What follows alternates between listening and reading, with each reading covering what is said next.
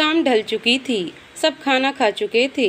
कुहू खाना खाकर अपने कमरे में आ गई थी और राहुल पापा और आसिमा के पास बैठकर बातें कर रहा था, क्योंकि अगले दिन वो जाने वाला था। कुहू अपने कमरे की बालकनी में खड़ी थी, वो चांद की तरफ देख रही थी। वो कुछ गुमसुम सी थी। इतने में राहुल उसे पीछे से आकर गले से लगा लेता है। कुहू ने कुछ कहा नहीं, पर चेहरे पर हल्की सी मुस्कान आ गई। राहुल, क्या देख रही हो जाना? मैं कब से देख रहा था तुम्हें, तुमने मेरी तरफ ध्यान ही नहीं दिया। जब मैंने दरवाजा बंद किया तब भी तुम ऐसे ही खड़ी थी। कुहू, कुछ नहीं, बस चांद को देख रही थी। आपने शायद कोई आवाज नहीं की होगी, इसलिए मेरा ध्यान नहीं गया होगा। राहुल, हम शायद, पर मैंने तुम्हें कभी चांद में इतना खोया हुआ नहीं देखा था। कुहू, वो जब आप नहीं होते ना, तभी देखा करती हूँ चांद को, जब कभी कभी मन नहीं लगता तब। राहुल, मतलब मन नहीं लग रहा तुम्हारा अब? कुहू, हम, अकेलापन सा हो गया है थोड़ा। राहुल, हमारे रहते हमारी जान अकेली क्यों हो गई? कुहू, आपके रहते कहाँ अकेली होती हूँ। अकेलापन तो तब लगता है जब आपसे बात करने का मन होता है और आप मिलते नहीं हैं। जब आप नहीं होते तो मैं थोड़ी देर आसमान को देख लेती हूँ, फिर मूड ठीक हो जाता है। राहुल, मतलब चांद हमारी कमी पूरा कर देता है। मेरी चांद को जब अकेलापन लगता है। कुहू, हम। राहुल, मुझे जलन हो रही है चांद से, जो हमारी जान जब अकेली होती है तब हमें फ़ोन करने की बजाय चांद को देखती है। कुहू, चांद में आपको ही तो देखती हूँ। राहुल, झूठ मत बोलो। कुहू, मैं क्यों झूठ बोलने लगी भला? मुझे जब आपकी याद आती है तब मैं चांद को इसीलिए तो देखती हूँ, क्योंकि चांद में मुझे आपका हंसता हुआ चेहरा नजर आता है। फिर मैं ये सोचती हूँ कि आप अपनी खुशी के लिए मुझसे दूर हैं, तो मुझे भी आपकी खुशी में खुश होना चाहिए। राहुल, तुम्हारा मन नहीं लगता मेरे बिना, तब भी तुम मुझे कॉल नहीं करती, ऐसा क्यों कुहू? कुहू, मैं ये सोच के नहीं करती कि कहीं आप बिजी हो। राहुल, कर लिया करो, सब तुम्हारे लिए है। मैंने तुम्हें कभी कहा है क्या कि मैं अभी बिजी हूँ, बाद में कॉल करना? कुहू, नहीं, मैं नहीं करूँगी कॉल, आप कर लेना। वैसे भी मुझे पता है कि आप टाइम मिलते ही मुझे कॉल कर लेते हैं, क्योंकि आप जानते हो कि मैं आपके कॉल का वेट कर रही हूँ। राहुल, चलो ठीक है, मैं कर लूँगा रोज़ शाम को। कुहू, हम। राहुल, तुम दुखी तो नहीं हो ना मेरे जाने से? कुहू, कैसी बात कर रहे हैं राहुल, मैं भला क्यों दुखी होंगी, जब आपको आपकी मंजिल मिल गई है। हाँ, थोड़ी उदासी है, पर वो तो सबको होती है ना, जब कोई अपना हमसे दूर जा रहा हो। राहुल, हम, वो तो मुझे भी हो रही है। मैं तो उस वक्त तुम्हारे साथ नहीं होऊंगा जब तुम्हें मेरी सबसे ज्यादा जरूरत होगी।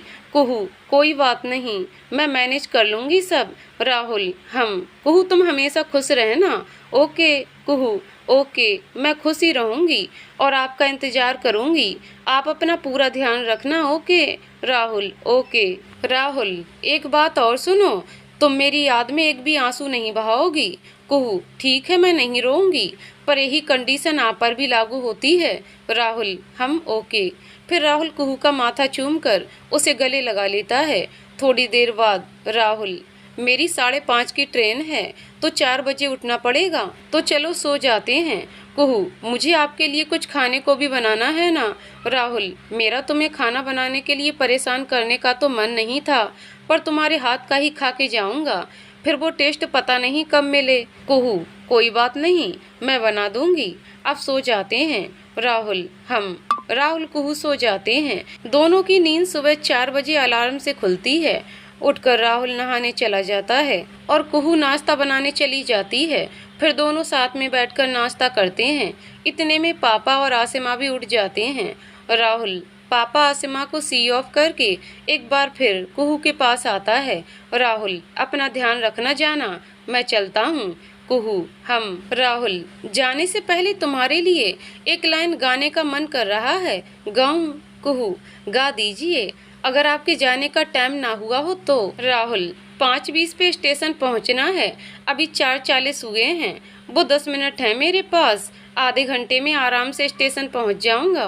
कुहू मुस्कुराकर, फिर तो गाइए। राहुल, ओ हीर मेरी तू हंसती रहे, तेरी आँख घड़ी भर नम ना हो, मैं मरता था जिस मुखड़े पे, कभी उसका उजाला कम ना हो, जाना अपना और हमारी जान, उनका जन्मा बच्चा, का ध्यान रखना। ओके, हमेशा खुश रहना।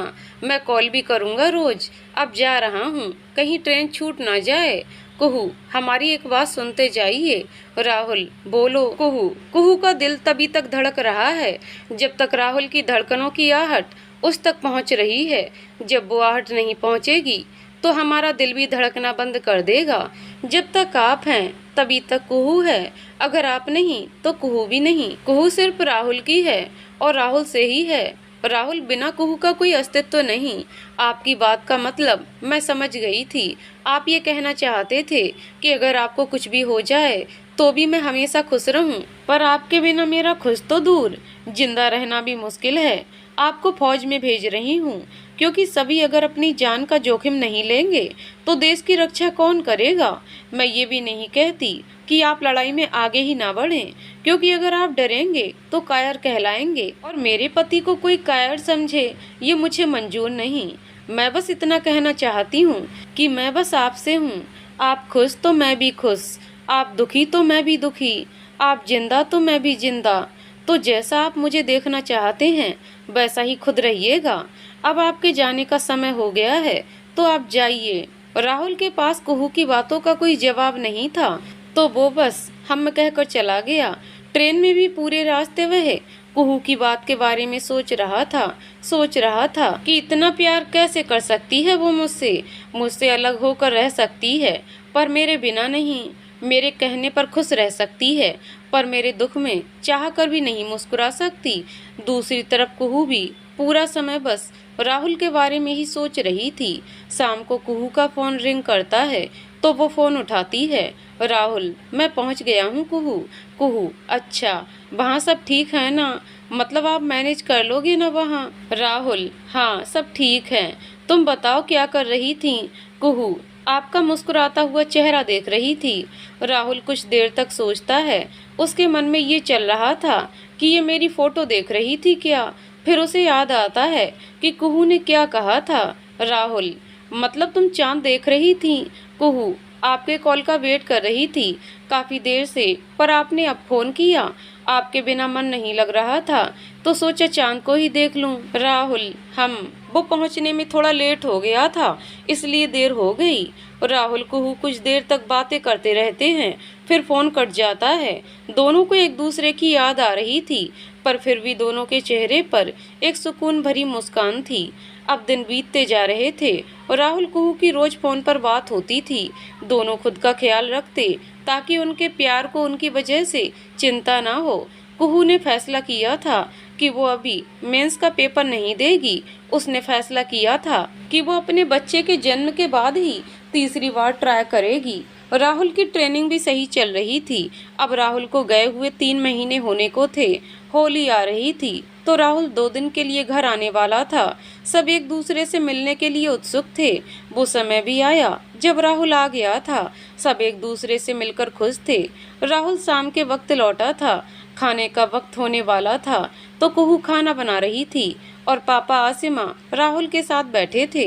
सबने हंसते हुए और थोड़ी थोड़ी बातें करते हुए खाना खाया। कुहू बचा हुआ काम निपटा कर कमरे में लौटी तो देखा राहुल बैठा उसी का इंतजार कर रहा था। कुहू, कैसे हैं आप? राहुल, बिल्कुल ठीक। और मेरी जाना कैसी है? कुहू, आपके जैसी। राहुल, मतलब? कुहू, मतलब कि बिल्कुल ठीक। राहुल, अच्छा, तुम टेढ़े जवाब भी देने लगी हो क्या? कुहू, ये सीधा तो नहीं था पर टेढ़ा भी नहीं था। मैं टेढ़ा जवाब नहीं देती। राहुल, जानता हूँ कि तुम टेढ़े जवाब नहीं देती। मैंने तो बस ऐसे ही बोला। फिर राहुल कुहू के चेहरे को अपने हाथों में लेते हुए कहता है, तुमने मेरे जाने के बाद आंसू तो नहीं बहाए ना? कुहू राहुल का हाथ अपने हाथ में लेते हुए कहती है, बिल्कुल भी नहीं। आप फौजी हैं तो मैं भी फौजन हूँ। मैं भी मजबूत हूँ, कायर या डरपोक नहीं कि आपकी याद आई तो रो पड़ी। हंसते हुए याद किया था हमने आपको। राहुल कुहू को गले लगाते हुए, मेरी प्यारी और मजबूत फौजन। कुहू, सही कहा। राहुल, वैसे तुम मोटी हो गई हो। कुहू, वो तो होंगी ही ना। 3 मंथ में थोड़ा तो फर्क पड़ेगा ही ना। राहुल, नहीं, तुम मोटी हो गई हो। अब तो तुमसे चला भी नहीं जाता जल्दी जल्दी, है ना मोटो? कुहू, मेरा वजन 1 किलो भी नहीं बढ़ा और मैं आपको मोटी लग रही हूँ। रही बात चलने की, तो वो मैं इसलिए धीमी चलती हूँ क्योंकि डॉक्टर ने बोला था, समझे आप। राहुल हंसते हुए, अच्छा। कुहू, आपको अभी भी मस्ती सूझ रही है, मुझे बात ही नहीं करनी आपसे। हंसते रहिए, बस 6 महीने की बात और है, सह लूंगी इतना तो। कुहू ये सब कहते हुए राहुल से मुंह फेर कर खड़ी हो जाती है। वो हल्का सा गुस्सा थी, इसलिए उसका चेहरा थोड़ा फूला फूला सा भी हो गया था। राहुल कुहू के कंधे पर अपना चेहरा रख लेता है और कुहू के गाल खींचते हुए कहता है, मोटो का मतलब इंस्पिरेशन भी होता है जाना। तुम तो ऐसे ही नाराज हो गई, और वैसे भी अगर तुम मोटी होती तो भी मुझे क्या फर्क पड़ता। एक कमी तो मुझ में भी है ना, मैं सांवला हूँ ना।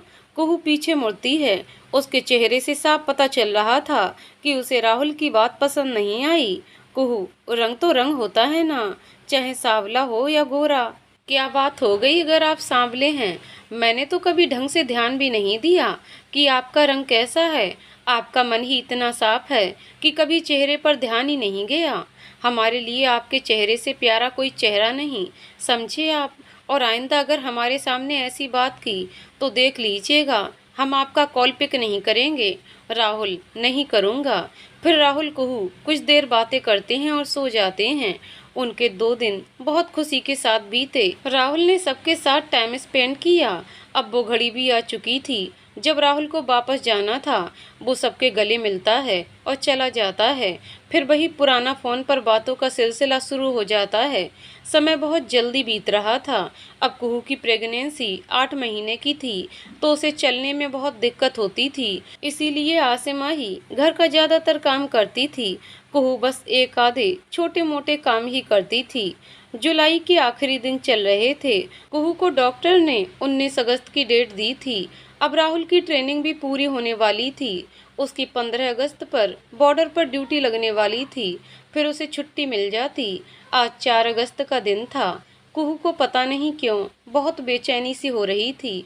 वो कभी कमरे में, कभी उधर तो कभी इधर घूम रही थी। उसे देखकर साफ पता चल रहा था कि उसे तकलीफ हो रही है। इतने में आसिमा कुहू को खाना खिलाने आती है। कुहू को परेशान सा इधर उधर घूमता देखकर वो पूछती है, क्या हुआ भाभी, आप ठीक तो हो ना?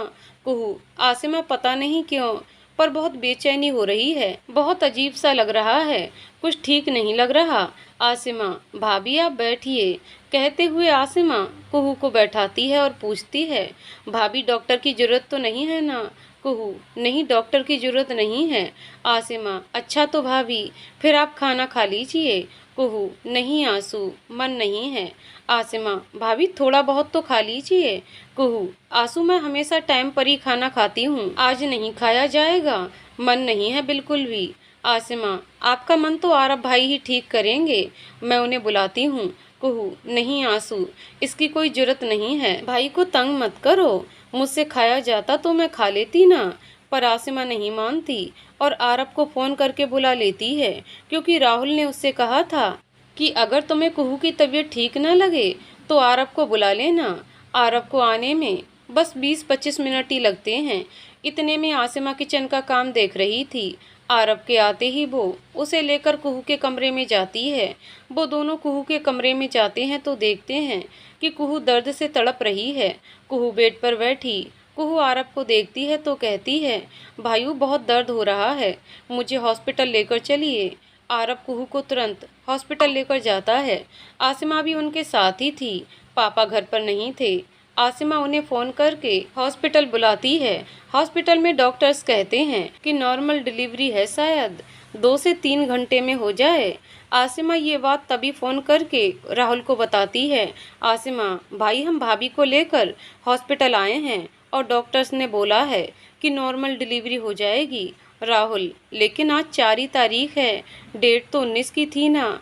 आसिमा, वो तो पेन जल्दी शुरू हो गया तो लाना पड़ा भाई। राहुल, आई होप कि बस बच्चा ठीक हो।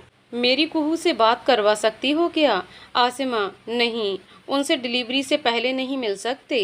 राहुल, अच्छा तो ठीक है, पर मुझे बताती रहना कुहू ठीक तो है कि नहीं। आसिमा, ओके। थोड़ी देर में पापा भी आ जाते हैं। कुहू को हॉस्पिटल 2:30 बजे लाया गया था। अब 6 बज चुके थे और सबके इंतजार की घड़ी खत्म हो चुकी थी। कुहू ने एक बहुत प्यारी लड़की को जन्म दिया था। सब बहुत खुश थे। कुहू अभी बेहोश थी और डॉक्टर्स बच्चे का चेकअप कर रहे थे। थोड़ी ही देर में कुहू को हल्का हल्का होश आता है तो वो देखती है कि उसके सामने आरब बच्चे को गोद में लिए खड़ा है। कुहू, भाई लड़की हुई है या लड़का? आरब, लड़की। ये सुनकर कुहू की खुशी का ठिकाना ही नहीं रहता। आरब बच्ची को कुहू को दे देता है। कुहू अपनी बच्ची को गोद में लिए निहार रही थी कि इतने में आसिमा आती है। उसके हाथ में फ़ोन था। फ़ोन से राहुल की आवाज़ आ रही थी। आंसू, बता ना, लड़की हुई है या लड़का? करण या कियारा, बता तो सही। आसिमा, ओह, आपने नाम भी सोच के रखे हैं क्या? राहुल, हाँ, तुझे नहीं बताना तो मत बता। कुहू को फ़ोन दे। आसिमा, लो कर लो अपनी जान से बात, कहते हुए कुहू को फ़ोन देती है। राहुल, हेलो। कुहू, हाँ। राहुल, करण हुआ या कियारा? कुहू, कियारा। कियारा सुन के राहुल की खुशी का भी ठिकाना नहीं था, पर वो बस भावुक सा कुछ बोल ही नहीं पा रहा था। मुश्किल से वो बोलता है, सच में कियारा हुई है क्या कुहू? कुहू, हाँ, कियारा हुई है। राहुल, मैं वीडियो कॉल करता हूँ, 2 मिनट रुको। ओके। कुहू, हम। अब राहुल कियारा को देख पा रहा था। उसे देखते ही वो बोलता है, ये तो हम दोनों जैसी है। राहुल कुहू बात कर रहे थे तो आरव आसिमा को बाहर ले आता है। कुहू, नाक और रंग मेरे जैसा और आंखें और होठ आप जैसे। राहुल कुहू बात कर रहे थे तो राहुल के पीछे से कोई बोलता है, आज तो पार्टी बनती है राहुल, तेरी बेटी के नाम की। राहुल, हाँ हाँ, मिलेगी पार्टी, रुक तो सही 5 मिनट। कुहू, ये कौन बोल रहा है? राहुल, मेरा दोस्त नरेन। इतने में नरेन राहुल के फ़ोन की स्क्रीन की तरफ देखते हुए कहता है, प्रणाम भाभी माँ, आपकी बच्ची तो बहुत प्यारी है, काला टीका तो लगा दो इसे, कहीं नज़र ना लग जाए। कुहू, प्रणाम देवर जी, काला टीका तो लगा दिया है मैंने। कुहू, काला टीका तो लगा दिया है देवर जी। नरेन, आप बिल्कुल वैसी ही हो जैसी राहुल ने बताया था, बहुत अच्छा लगा आपको देखकर और आपसे बात करके। कुहू, हमें भी आपसे बात करके बहुत अच्छा लगा नरेन। अच्छा तो भाभी, मैं मिठाई लेकर आता हूँ, आज तो मैं चाचा बनने की खुशी में सबका मुंह मीठा करवाऊंगा। कुहू, जरूर करवाइए। नरेन राहुल से, तुझे पार्टी देनी पड़ेगी, बेटी हुई है, वो भी इतनी प्यारी। राहुल, बिल्कुल दूंगा पार्टी। नरेन, मैं मिठाई लेकर आता हूँ। राहुल, ठीक है, जा। नरेन चला जाता है। नरेन के जाने के बाद राहुल कुहू से कहता है, मुझे एक बार फिर से मेरी राजकुमारी का चेहरा दिखाओ ना। तो कुहू राहुल को फिर से कियारा का चेहरा दिखाती है, पर उसी वक्त कियारा रो पड़ती है। राहुल, जाना, इसे तो मेरा चेहरा पसंद नहीं आया, मुझे देखते ही रो पड़ी कियारा तो। कुहू, कैसी बात कर रहे हैं, आपका चेहरा पसंद नहीं आएगा क्या? मेरी किरा तो ये कह रही है कि पापा, अब तो मैं इस दुनिया में भी आ गई, अब तो मेरे पास आओ, मुझे आपकी गोद में खेलना है। आई रियली मिस यू पा। राहुल, तुम कैसे जानती हो किरा के मन की बात? कुहू, मैं अपनी बेटी को भी नहीं जानती क्या? राहुल, किरा को हमारी जिंदगी में आए 1 घंटा तो हुआ ही नहीं है और तुम इसे जानने भी लगी। कुहू, आपके लिए हुआ है 1 घंटा, मेरे लिए तो 9 महीने हो चुके हैं। राहुल, हम, वैसे किरा नाम भी बहुत अच्छा है, डॉक्यूमेंट में कियारा चलता रहेगा, घर पर किरा बुलाएंगे। कुहू, ओके जी। राहुल, मैं बहुत जल्द आऊँगा, तुम दोनों से बहुत जल्द मिलना चाहता हूँ मैं, पता नहीं इंतज़ार कैसे करूँगा, अभी तो 11 दिन बचे हैं, 12वें दिन आऊँगा मैं। कुहू, जहाँ इतने दिन किया है वहाँ 11 दिन और सही, किरा और मैं आपका इंतज़ार करेंगे। राहुल, हम। कुहू, अब मैं रखता हूँ, नरेन और बाकी सब लोगों को पार्टी भी देनी पड़ेगी तो बहुत काम है। कुहू, ओके बाय जान। राहुल हैरानी से, आज सूरज पश्चिम से निकला था क्या? कुहू, नहीं, पूर्व से ही निकला था।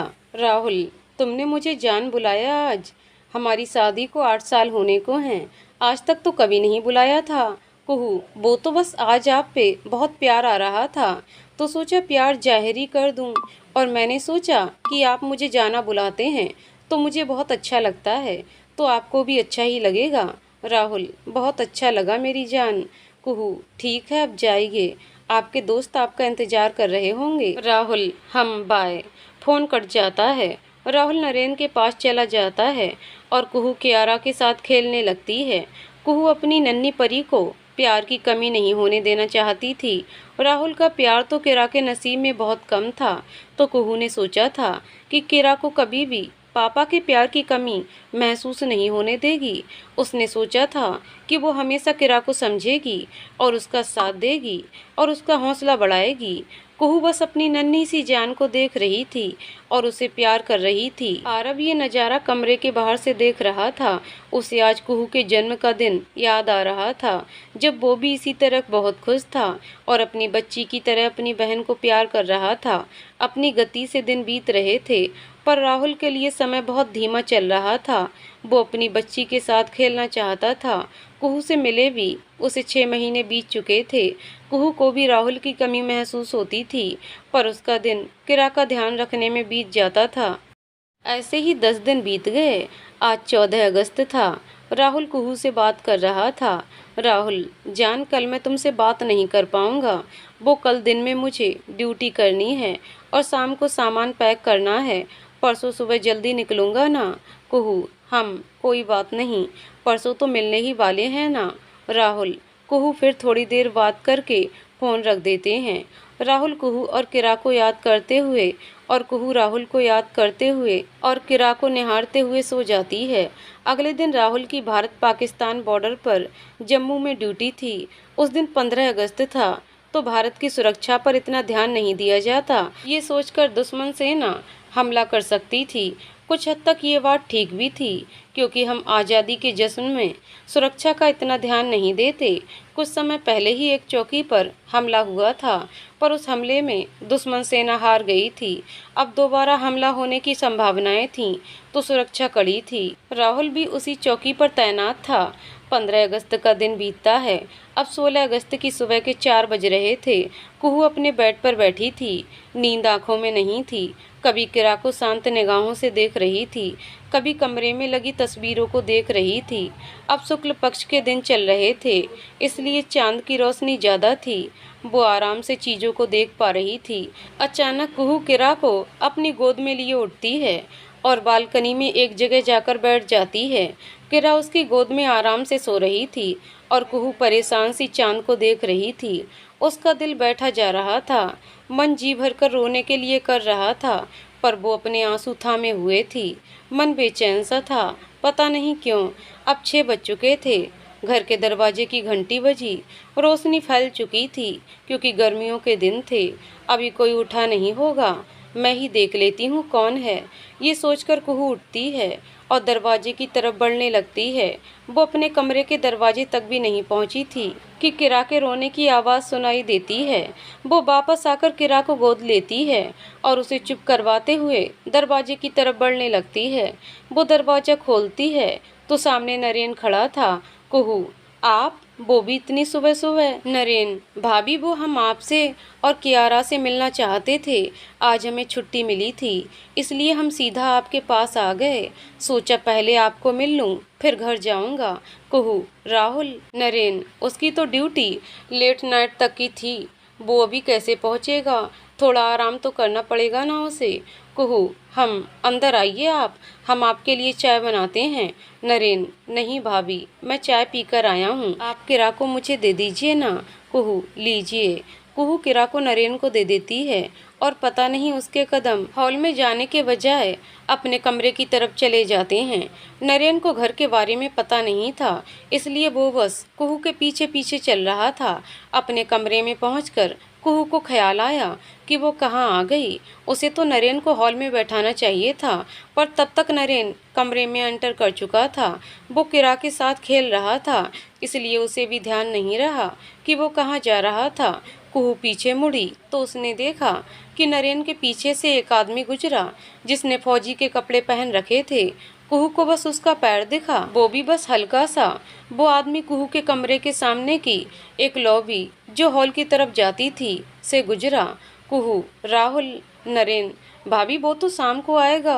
कुहू, नहीं, वो आ गए, मैं उनकी प्रेजेंस फील कर पा रही हूँ, वो आ गए हैं। कुहू ये कहते हुए किरा को वापस लेती है और हॉल की तरफ चलने लगती है। नरेन पीछे से भाभी भाभी आवाज़ दे रहा था। उसने कुहू को रोकने की बहुत कोशिश की, पर वो नहीं रुकी। कुहू हॉल में देखती है तो सब वहाँ मौजूद थे। पापा, आसिमा, आरब, आरुष, सुमित्रा बुआ, सुरेश फूफा जी और कुछ ऐसे लोग भी थे जिन्हें वो जानती भी नहीं थी, पर कुहू की नज़र बस एक इंसान पर टिकी हुई थी, राहुल पर। आंखों ने जवाब दे दिया था। झरझर आंसू बह चले थे। कुहू राहुल की तरफ लड़खड़ाते कदमों से दौड़ी चली आई। पास पहुंचते हुए बस उसके सिर को अपने हाथ में उठाकर बार बार हिलाने लगती है। वो राहुल राहुल चीखे जा रही थी। कुहू, राहुल राहुल, उठिए ना, ऐसे क्यों लेटे हुए हैं? मैं ये तो जानती थी कि आपको तिरंगा प्यारा है, पर इतना भी क्या प्यार कि इसी में लिपट कर सोए हैं। उठिए ना, देखिए ना, मैं हूँ आपकी कुहू और ये आपकी किरा। आपके लिए सारा दिन रोती रहती है, बहुत प्यार करती है आपसे, आपकी गोदी में आना चाहती है, खेलना चाहती है आपके साथ। उठिए ना, मेरे लिए ना सही, अपनी किरा के लिए उठिए, उठिए। कुहू बिलख रही थी। सब उसके दुख को समझ रहे थे। वो अपने प्यार को, अपने पति को खो चुकी थी। दरअसल जिस चौकी पर राहुल तैनात था, वहां पर हमला हो गया था। उसी गोलीबारी में राहुल की जान चली गई थी।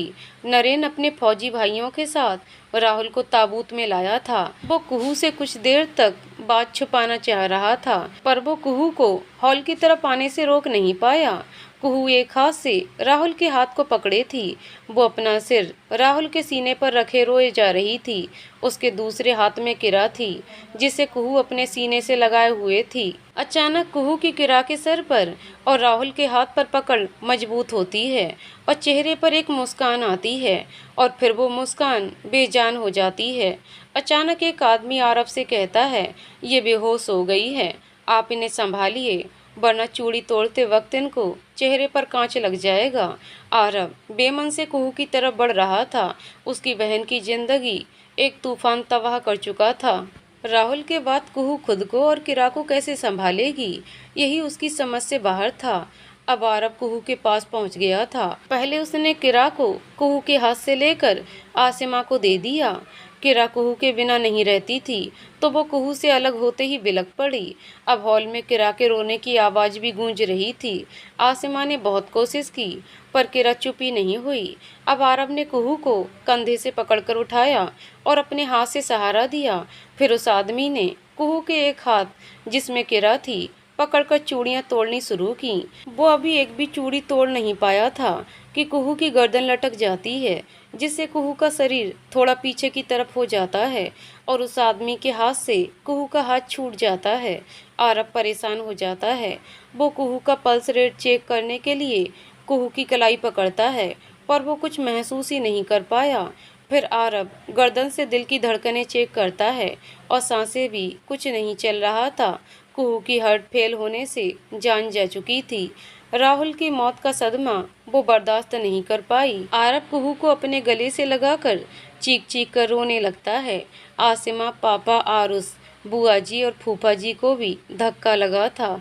अब सब जगह सिर्फ रोने की आवाज़ें थीं। कुहू की राहुल के हाथ पर पकड़ अभी भी बनी हुई थी। कुहू को आरब गले लगाए बुरी तरह से रो रहा था और आसिमा भी धीमे कदमों से कुहू की तरफ बढ़ती है। आसिमा कांपते शब्दों में बार बार भाभी बोल रही थी। वो भी कुहू को गले लगा लेती है। दिल रो रहा था, इतना कि उसकी अपनी माँ की मौत पर भी नहीं रोया था।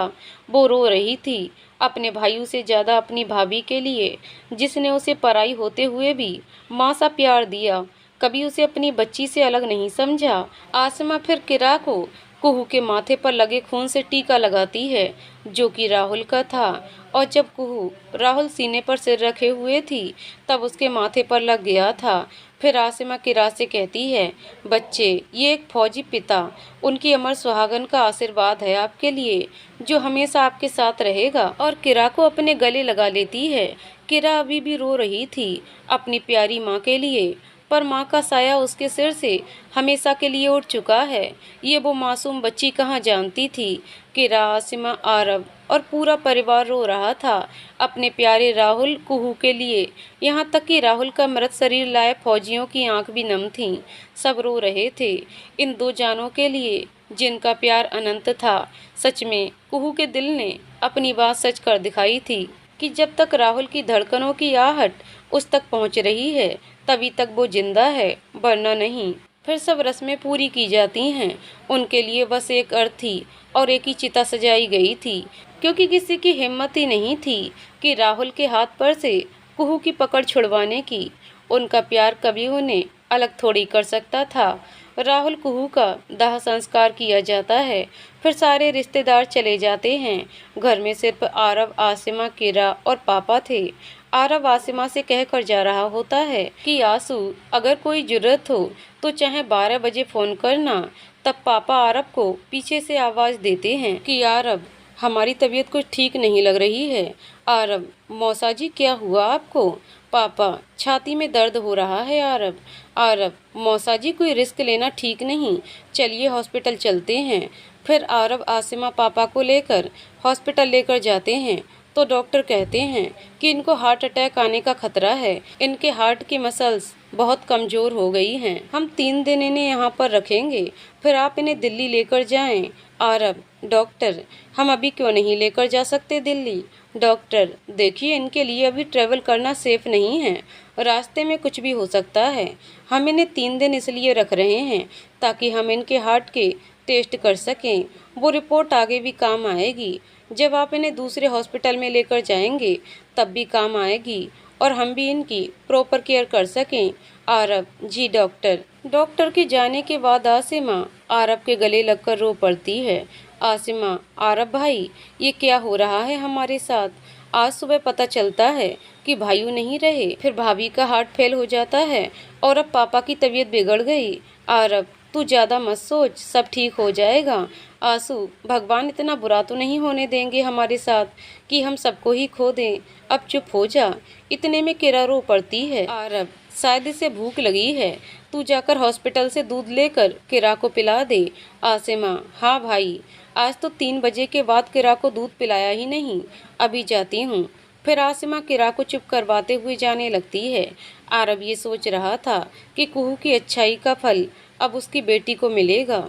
आसिमा की माँ नहीं थी तो कुहू ने उसे प्यार दिया, पाला पोसा और बड़ा किया, और अब जब कुहू नहीं है अपनी किरा के लिए, तो आसिमा वही सब किरा के लिए करेगी। आज 16 तारीख थी और पापा को 19 को शाम को छुट्टी मिलने वाली थी। फिर वो लोग दिल्ली में पापा का इलाज करवाते। आसिमा, आरव सारा दिन किरा और पापा के साथ हॉस्पिटल में रहते थे। वहीं हॉस्पिटल के कैंटीन से आसिमा किरा के लिए दूध और अपने और आरव के लिए खाना लाती है, और किरा को ऊपर का दूध जचा नहीं, उसकी तबीयत बिगड़ने लगी। सारा दिन उल्टी होती रहती थी, काफ़ी समय रोती रहती थी। 2 ही दिन में बहुत कमज़ोर हो गई थी वह। आसिमा और आरव को उसकी बहुत चिंता हो रही थी। 19 तारीख की सुबह 4 बजे आसिमा रोते हुए, आरव भाई क्या करें, किरा तो इस हॉस्पिटल के ट्रीटमेंट को कोई रिस्पॉन्स ही नहीं दे रही है। आरव सिर पर हाथ रखते हुए, तू चिंता मत कर आंसू, मैं अपनी कुहू की किरा को कुछ नहीं होने दूंगा, बस सुबह होने दे, फिर हम पापा और किरा को लेकर दिल्ली चलेंगे। जो हमसे हो सकेगा वो करेंगे, पर इन दोनों को कुछ नहीं होगा। आसिमा, हम अगर पापा और किरा को कुछ हो गया तो मुझसे नहीं जिया जाएगा। आरव, तुम क्या सोचती हो, मैं रह लूँगा किरा और तुम लोगों के बिना? मैं तुम सबसे ही जिंदा हूँ। अपने परिवार को तो 8 साल पहले ही छोड़ दिया था, जब उन्होंने मेरी कुहू पर भरोसा नहीं किया। राहुल और कुहू के बिना भी अधमरों जैसी हालत हो गई है हम सब की। ये कहते हुए आरव की आंख नम हो जाती है और आसिमा आरव को संभालती है कि भाई अभी रोने का वक्त नहीं, अभी तो हमें किरा और पापा को संभालना है। सुबह 7 बजे आरव डॉक्टर से बात करता है तो वो पापा और किरा को डिस्चार्ज करते हैं। लगभग 7:30 पर वो लोग दिल्ली के लिए निकलते हैं। जिस जगह वो रहते थे वहाँ से दिल्ली 6 घंटे की दूरी पर थी, पर पापा और किरा की तबीयत खराब थी, इसलिए आरव थोड़ी तेज गाड़ी चला रहा था।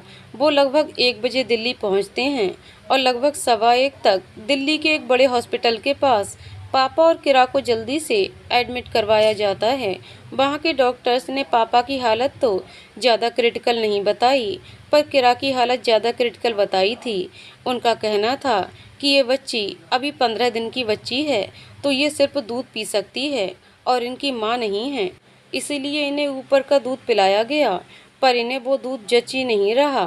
तो इनको एनर्जी भी कैसे मिलेगी, क्योंकि ग्लूकोज देना इतनी छोटी बच्ची के लिए ठीक तो नहीं होगा। पर मजबूरन हमें इन्हें ग्लूकोज ही चढ़ाना पड़ेगा और इन्हें काफ़ी दिनों तक हॉस्पिटल में ही रखना पड़ेगा, जब तक इन्हें दूध जचने ना लग जाए। फिलहाल तो छोटी अमाउंट में हमें ग्लूकोज ही चढ़ाना पड़ेगा, क्योंकि अभी इनकी बॉडी बहुत वीक है और कुछ पच ही नहीं पाएगा, इसलिए बच्ची को दूध देना ठीक नहीं है। 5 दिन के बाद आप इन्हें गाय या बकरी का दूध पिलाएं। अगर रिस्पांस पॉजिटिव आता है तो बहुत अच्छी बात है, वरना पता नहीं, इन्हें हमें हॉस्पिटल में ही रखना पड़ेगा। ये सब सुनकर आरव और आसिमा को किरा की बहुत चिंता हो रही थी।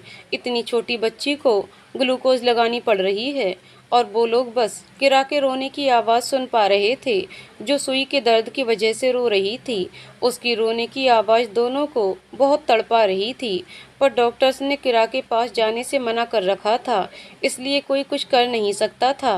पापा अब काफ़ी हद तक ठीक थे और 5 दिन में ही उन्हें डिस्चार्ज मिलने वाला था, पर डॉक्टर्स ने कहा था ये हार्ट पेशेंट हैं और कंडीशन बिल्कुल बेफिक्र होने वाली नहीं है। आप लोगों को दिल्ली में ही रहना पड़ेगा, क्योंकि अभी इनके लिए ट्रैवल करना सही नहीं है, और अगर आप इनका इलाज इसी हॉस्पिटल में करवाना चाहते हैं तो बेहतर ही होगा आप आसपास के ही एरिया में रहने लग जाएं। किरा की भी हालत डिस्चार्ज होने के बाद बेफिक्र होने वाली नहीं है। हालांकि उसके डिस्चार्ज के अभी चांस नहीं हैं, पर फिर भी हम आपको बता रहे हैं। डॉक्टर की बात मानकर आरव दिल्ली में कोई घर ढूंढने लग जाता है। 1 हफ्ते की तलाश के बाद उसे एक अच्छा घर मिला, जिसकी कीमत 40 लाख थी। 1 महीने में किरा भी ठीक हो जाती है, उसे दूध जचने लग जाता है, पर 1 महीने में वह बहुत कमज़ोर हो गई थी। उसकी तबीयत बिगड़ने पर उसे तुरंत हॉस्पिटल ले जाना पड़ता था, क्योंकि डॉक्टर्स ने किरा का खास ख्याल रखने को कहा था। आरव की सारी जमा पूंजी हॉस्पिटल के खर्चे और घर खरीदने के चक्कर में लग चुकी थी। अब वो एक हॉस्पिटल में इंजरीज की ड्रेसिंग या किसी इमरजेंसी पेशेंट को बड़े डॉक्टर से पहले हैंडल करने का काम करता था। आर्मी डॉक्टर की पोस्ट तो उसने छोड़ दी थी, क्योंकि अगर वो ड्यूटी पर जाता तो पापा, आसिमा और किरा को कौन संभालता। आसिमा ने अपनी 12th पूरी की और फिर वो भी पेंटिंग्स बनाकर आर्ट शॉप में बेचती थी। वो दोनों इतना कमा रहे थे कि बस खर्च निकल जाए। आसिमा के कमाए हुए से घर और आरव के कमाए हुए से पापा और किरा के मेडिकल ट्रीटमेंट का खर्चा निकल जाता था। बेचारी आसिमा पर महज 18 साल की उम्र में काम का बहुत ज़्यादा बोझ आ गया था। उसे घर का काम करना होता था, पापा और किरा का ध्यान रखना होता था और पेंटिंग्स भी बनानी होती थी। जिंदगी 2 महीने और आगे बढ़ती है। एक दिन नरेन आता है। रात के 8 बजे के आसपास आते ही पहले किरा को अपनी गोद में ले लेता है, जो कि पालने में थी। आज उसकी गोद में किरा नहीं रोती। नरेन, आज तो किरा मेरे पास आके नहीं रोई। आसिमा उदास आवाज में। अब इसे भी पता चल गया ना कि इसका हर नखरा उठाने वाले माँ और पापा नहीं हैं। ये सुन के सब लोग थोड़ी देर के लिए चुप हो जाते हैं। फिर थोड़ी देर बाद आरव, तुमने बताया नहीं नरेन, आज कैसे आना हुआ? नरेन, डायरेक्ट बोलना ही शायद बेहतर हो आरव। मैं आपके साथ एक बिजनेस डील साइन करना चाहता हूँ। आरव, कैसी डील? नरेन, वो मैं अपनी एक ट्रांसपोर्ट कंपनी खोल रहा हूँ। मैंने इसके लिए एक बिल्डिंग भी देख ली है और मैं चाहता हूँ कि आप इस बिल्डिंग को ऑफिस बनाने का काम आप करें। और ऑफिस बनाने का ही क्यों, मैं तो चाहता हूँ कि आप इस ऑफिस को संभाले भी, कम से कम जब तक बिजनेस सेट ना हो जाए, क्योंकि मुझे इस फील्ड का इतना नॉलेज नहीं है। आरव, नरेन, मुझे भी तो सिर्फ डॉक्टरी लाइन का नॉलेज है, मुझे भी कहाँ पता है बिजनेस का। और तुम तो आर्मी मैन हो ना, तो ये बिजनेस ये सब क्या है? नरेन, छोड़ दिया आर्मी। आरव, पर क्यों? नरेन, सच बताता हूँ आरव, सुनो, मैं एक बहुत अमीर खानदान का लड़का हूँ, पर मुझे आर्मी पसंद थी, इसलिए मैं आर्मी में गया था। वहाँ मुझे राहुल मिला और हमारी दोस्ती हो गई। अब मेरा दोस्त नहीं रहा तो मैंने भी छोड़ दिया आर्मी। अब मन नहीं होता फिर से सरहद पर जाने का। आरव, क्यों, अब डर लगता है तुम्हें आर्मी से कि कहीं तुम्हें भी कुछ ना हो जाए? नरेन, नहीं आरव, ऐसा बिल्कुल भी नहीं है। प्यार है, पर अपनी जान से नहीं, अपनी दोस्त की जान से। आरव, दोस्त की जान? नरेन, मेरा मतलब किरा से था। ये जान थी मेरे दोस्त की, और मेरा दोस्त मेरी जान था। अब कैसे इसे इतने दुख झेलने दूं? मैं नहीं देख सकता था कि किरा को कभी भी पैसों की कमी महसूस हो। मैंने छोड़ दी आर्मी क्योंकि मैं आप लोगों की मदद करना चाहता हूँ। अगर मैं आपको सीधे सीधे पैसे देता तो आप लोग मना कर देते, इसलिए मैंने ये बिजनेस का बहाना बनाया। मैं तुम्हें अपनी कंपनी में पार्टनरशिप देना चाहता हूँ। ये सब सुनने के बाद आरब कुछ देर सोचता है। वो मना कर देता, पर उसकी मजबूरी थी। वो किरा को किसी भी चीज़ की कमी नहीं होने देना चाहता था, इसलिए वो हाँ कर देता है। नरेन के साथ मिलकर आरब उस बिल्डिंग को ऑफिस बनाता है और वो दोनों मिलकर बहुत तरक्की करते हैं। शायद आप लोगों को राहुल का शहीद होना और कुहू की मौत ये मीट पसंद ना आया हो, पर यही सच्चाई है। बहुत से फौजियों की जान जाती है। हर कहानी खूबसूरत होती है तो उनकी कहानी भी बहुत प्यारी होती होगी, पर जब उनकी जान चली जाती है तो हमें कोई फ़र्क ही नहीं पड़ता। ऐसा तो नहीं होना चाहिए ना। हमें भी उनसे जुड़ाव रखना चाहिए क्योंकि वो भी हमारे लिए बहुत कुछ करते हैं। ज़्यादा ना सही, पर इतना किया कीजिए। अपने देश का नाम शान से लिया कीजिए क्योंकि देश का नाम ही तो फौजियों की प्रेरणा होती है। भगत सिंह ने भी तो केवल इंकलाब के लिए अपनी जान दे दी थी। बस इतना कहूँगी, देश हमारा और इसका नाम भी शान से लिया जाना चाहिए। और अगर कुहू की बात करें तो वो एक ऐसी लड़की है जिसकी जान उसके प्यार की मौत की वजह से चली जाती है। उसके लिए राहुल के बाद जिंदा रहना नामुमकिन था। तो दोस्तों कहानी यहीं पर समाप्त होती है। दोस्तों आपको कहानी कैसी लगी कमेंट करके ज़रूर बताइएगा। कहानी पसंद आई हो तो वीडियो को लाइक शेयर करें और चैनल को सब्सक्राइब करें। कहानी को पूरा सुनने के लिए बहुत बहुत धन्यवाद दोस्तों।